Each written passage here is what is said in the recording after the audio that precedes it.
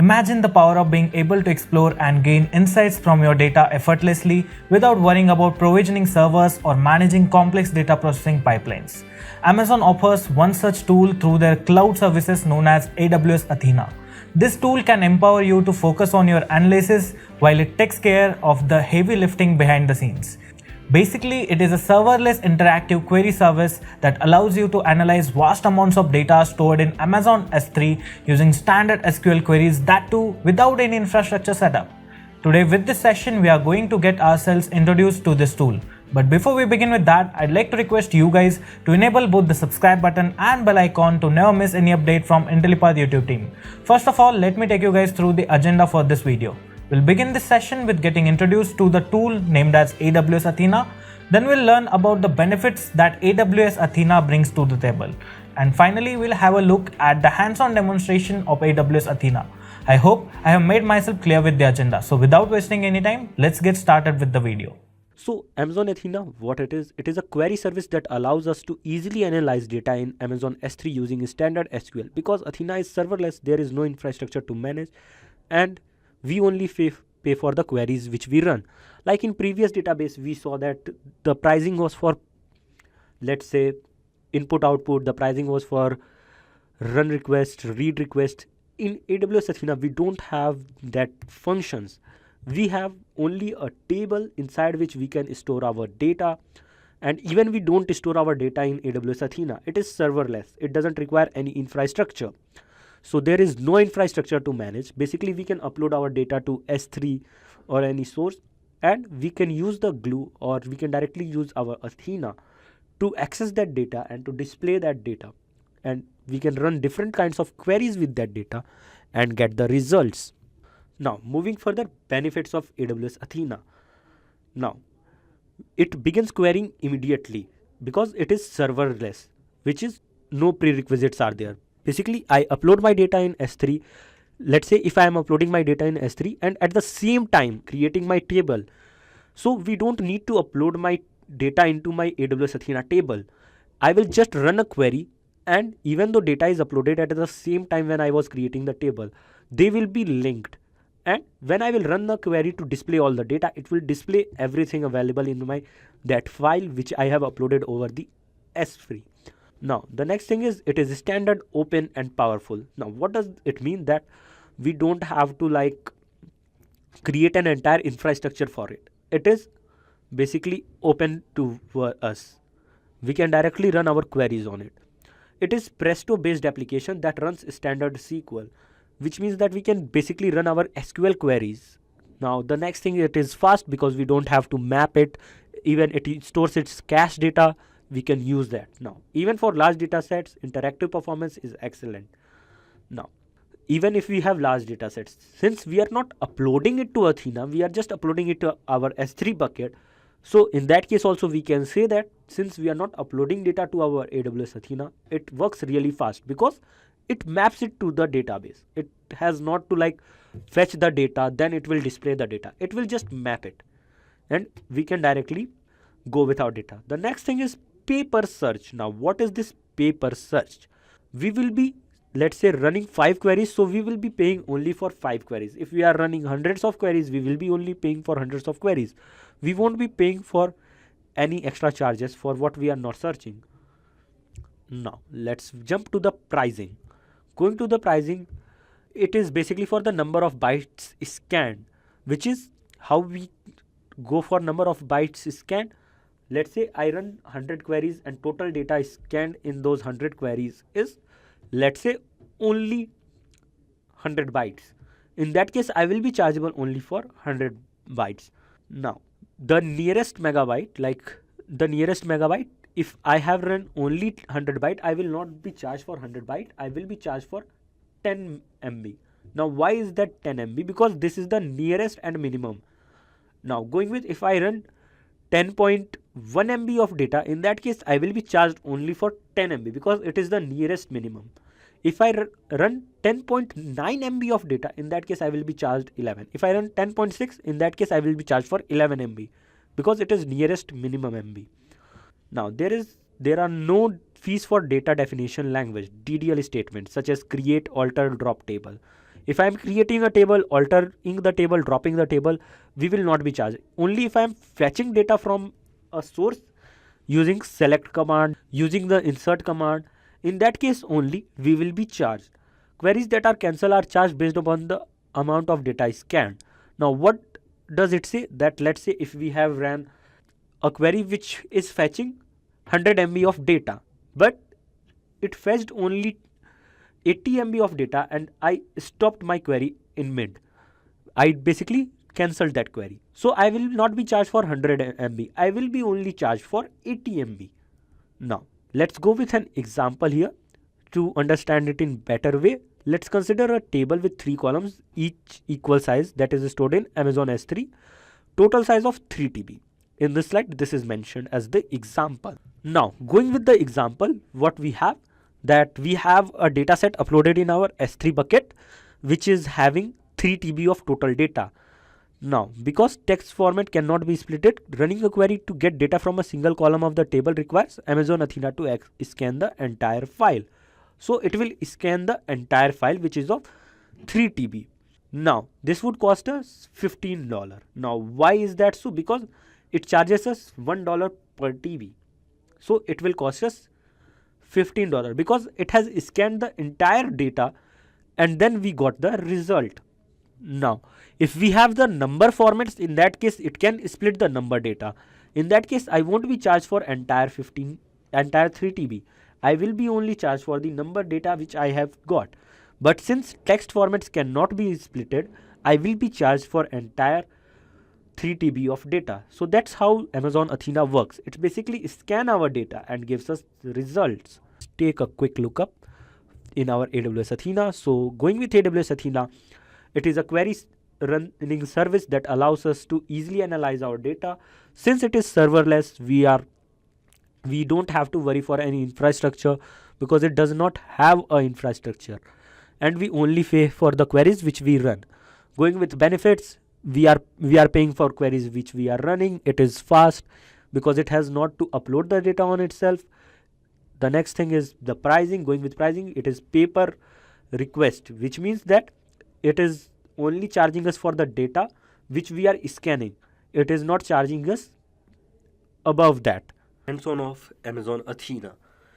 In this hands-on, we will be learning about how to create a Amazon Athena query and how to work with data in our Amazon Athena.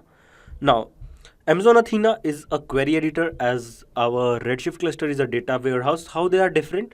In Redshift, we upload the data, but in Amazon Athena, we don't have to upload the data.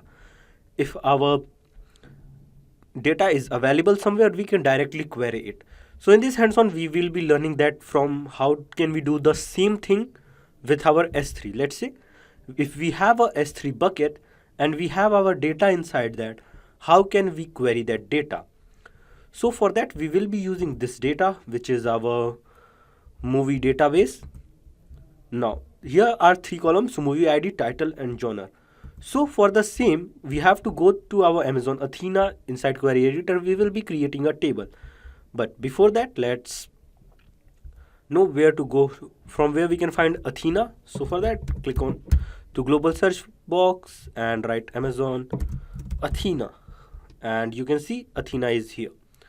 Click on it and it will open the console for you. Now, once the console is open, you can see that we have data source, that is inside which database we want to keep the table. Now here database is showing default, but if we want, we can create more databases. And how we can create database? So just write create database my data, and the database will be created as soon as I click on run. And query ran complete successfully. And now if I click on this, you can see my data is available, and now we are inside my data database. Now the next thing is creating a table. So for that, we can create from query editor and as well as from the console. So we will go with console, and I will even show you the code for the same. So we have to create a table from data source S3 bucket because our data will be uploaded in S3 bucket. So let's first upload the data in S3 bucket. So for that, we will be removing this first column, which is movie ID, title and genre. So just delete it and save. So now we have deleted this column. Now we will be exploring further why we deleted those columns. So now click on create, and before that let's create our S3 bucket. So click on create bucket. After going to S3, let's say my Athena bucket, and let's give a name so that it can be identified and it can't be like similar to others. So let's say version 1.0, because for S3 bucket we should give always a unique name. So now it will be in US East 1A, and our Athena is also in the same region, so no need to worry about it. And create bucket. Now our bucket has been created, so let's see my, and here it is. So let's open and upload, add files, but I want to be adding a file. Let's add a folder. Upload, sorry, not upload, cancel. Let's create a folder first, and my folder will be, let's say, movie data. This will be my folder, and inside this folder I will be uploading one of the files. Upload, add files, and here is my movies. Open and upload. Now it has been uploaded, and I will even copy its destination. Now where we will use this destination, go to Athena and let's create our table. So S3 bucket, table name, let's say movies, and you will notice one thing, even though I am giving the table name in capital, it will change when my table will be created. So choose an existing database. Inside my data I will be creating, and here paste the path, the destination where our data is available, and table type, file format. Inside file format select CSV, because the data which we have uploaded is in CSV format. And here you can go with any option, just leave it at default. Now the next thing is we don't want any encryption, so we will not go with that. And after that we have column details. So how can we create column? We can just write like movie ID, select column type as integer. Or the next thing is what I can do, I can just go to bulk add columns and movie ID integer type. The next thing is, let's say, title of type string. The next thing is genre of type string. And if I click on add now, you will see that all the three have been created, which means that I can create all the columns together as well as single column at a time. Now we don't want any partitioning and we don't want any bucketing. And here at the end we will be able to see the command for the same. Like we are creating this table inside my data. The table name is movies and movie ID is integer, title string, genre string, which means these are the fields of my table. And after that the format which we saw here. This is my format, simple survey. You can see lazy simple survey. Now file type, you can see at the end CSV, which we uploaded at the top. Now if I click on create table, the table will be created, but the data will not be loaded in the table. Now how I can say that the data is not loaded? Because this table will not like contain anything. It will just contain these three things, the columns, and the rows will be available inside my S3 itself. Now if let's say I want to see it, I can just double click and here go to review table, and it has been ran, and you can see that all are available. Now if I just remove this limit and run, now you can see that not only one, there are multiple columns available, like 100 rows in this one, and the further data will be available here. Next, here the further data will be available. Now this is the benefit of going with Athena, that it will show us all the data. Now let's say if I want to create another table, yeah, I can do that as well in the same bucket. So let's just close this, create one more folder. Let's create folder online retail. I will use another CSV file for this. Let's say create folder and online retail, and let's see which CSV file I am going to use. It is this one, and it also have few columns, such as, let it be open, and then I will be explaining. The first column is our order ID, then invoice ID, then the next column is the name, the next column is quantity, after that the column is date, after that this column is something, let me check, I guess it is price, and after that this column is our country.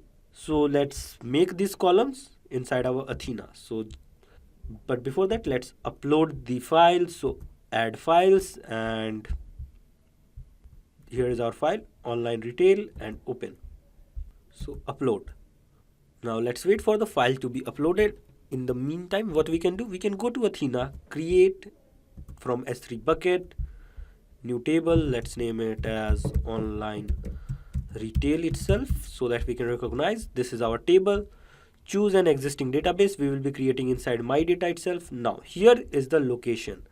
So let's wait, or what we can do, we can just copy this destination and paste. And file format, again CSV. Now after CSV, we can just go to the column details and bulk add the columns.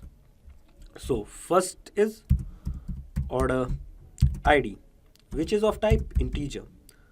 Now the next is invoice ID, which is of type, if I go back here, you can see it is either varchar or string. It is not integer, so let's go with string itself.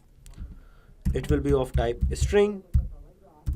The next will be, let's say, name or the item. So item, it will be string. The next thing is, let's see, quantity, and it will be of type integer. So quantity of type integer. After that, we have date of type date. Basically it is order date, but let's write order date of type date. And after that, we have price and country. So price will be of type, let's say, integer, and country of type string. Now all the data has been entered, and click on add, and you can see all the columns have been created. Now the next thing is, we have to just look the command. Everything looks fine here, and create table, and let's see if it has been uploaded. Yeah, it has been uploaded. And if I go back to my bucket objects, so both are available, which means I can just now go to online retail and review table, and it will show me the data of the same. Now the next thing is what I told, that why I removed this, because we are creating the table itself, so we don't require it. Now the next thing is that how can we say that the data which we are, the table which we are creating is not taking the data, which means the data is not being uploaded to my Athena, because we can see that it is going too fast, which means that we do not have to upload the data, because you saw that I uploaded the data and simultaneously I created the table. So I never got the time to upload the data inside my the table. So that's the reason we can say that it is working on live data. So that's all for this hands-on. See you in the next one. Just a quick info, guys. Intellipaat offers advanced certification in DevOps and cloud computing in collaboration with IIT M Pravartak, a technology innovation hub of IIT Madras. This online advanced certification in DevOps and cloud computing by IIT M Pravartak will help you gain expertise in DevOps, access management, DevSecOps, Terraform, and more. With this course, we have already helped thousands of professionals in successful career transition. You can check out their testimonials on our Achievers channel. The link is given in the description below. Without a doubt, this course can set your career to new heights. So visit the course page link given in the description below and take your first step towards career growth in the field of cloud and DevOps.